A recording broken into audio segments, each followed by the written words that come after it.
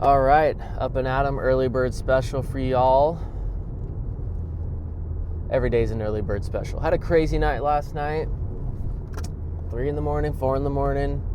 Had a kid teething, but that's not easy. Most of the time they sleep really well, so I really can't complain. But you know, one thing that I think people don't understand about kids when they don't have them is that it's not like a job. You know, you have a job and there's always BS you got to do that doesn't matter to you, and you know, like your TPS reports and whatnot. But with a kid, every part of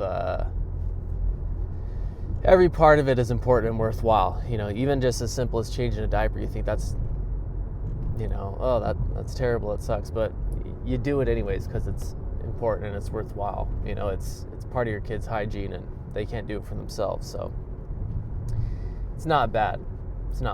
But man, been feeling lately a little bit like I'm in the rat race. So much to do, so much on my plate. I'm basically, my job is like I'm a substitute teacher, but I get paid well, which is pretty cool on its face, but it's also not easy for its own reasons. And you know, wife's in the same boat. She's not a substitute teacher. She has a good job, but man, there's just so many responsibilities to get done. And you know, I just decided to start making some videos just simply because it's a good creative outlet. I'm not able to be creative really in my job because, like I said, as a teacher who comes in and, you know, quote unquote substitutes, I'm not able to do a lot of that stuff. And in a previous job, I was a musician. I did that for about 10 years, along with a bunch of other stuff in the church world. And I got to be creative, and I got to kind of pick and choose what we did, and I'm missing that, to be honest. I'm missing that.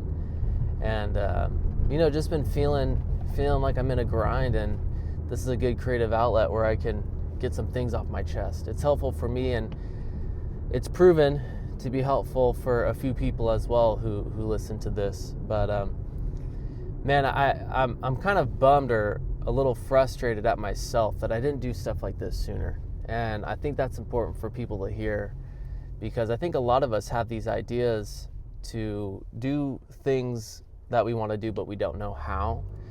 And I didn't know how to do YouTube. I didn't know how to post a video. I had made videos before and stuff like that, but I didn't know the ins and outs. I didn't know how to make a thumbnail. And in a past life, when maybe things were a little bit more free-flowing and I wasn't feeling the stress of just life, I would have been like, I don't know how to do that. Maybe at some other time I'll try something like that. And I missed out on a ton of opportunities because of that kind of mindset, you know. I feel like I still am, but I felt like a really talented musician, you know.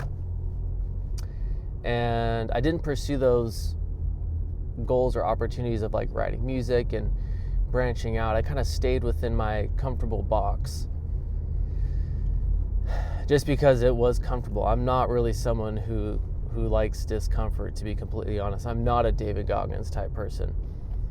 But I have some regrets because, you know, I'm in a position now where I can't just, you know, I got a family at home who needs me and stuff like that. So I just finally decided, like, hey, I'm going to make it happen, whatever it's going to be like. There's also a level of insecurity where if I wasn't going to make something that was pristine and incredible, I didn't want to put it out because I was scared of the feedback. But as I've matured and grown up, I've kind of realized, like, I don't have anything to lose, man. Whatever these strangers think about my videos, you know, doesn't really matter at the end of the day.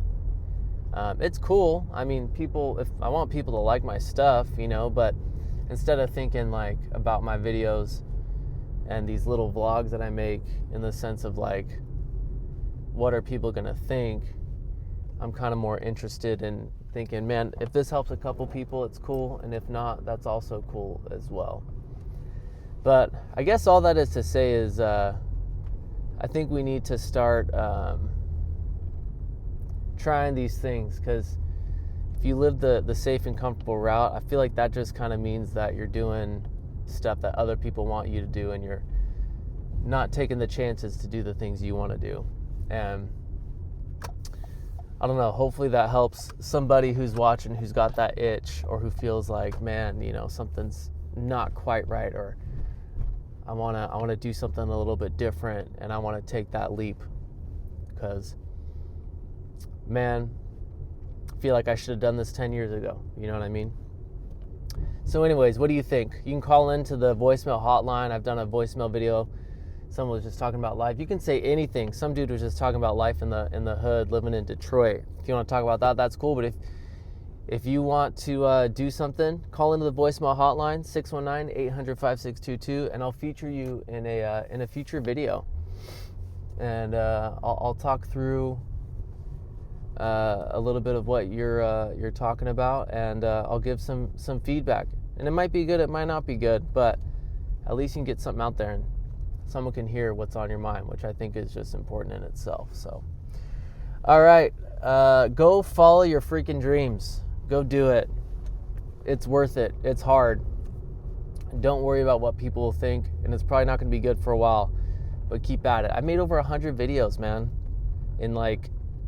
I probably made like 150 videos in 150 days. I mean, and I got all the responsibilities in the world that everyone else has. So it's not easy. I mean, it takes a lot of diligence, but I'm doing it, you know, and I love this. This is a good part of my life. So if you're watching, you're part of a good part of my life, which is awesome. So thank you. Give it a like, comment, subscribe. Let me know what your thoughts are. What are you going for in life? What are you going for in life? Stay human. Peace.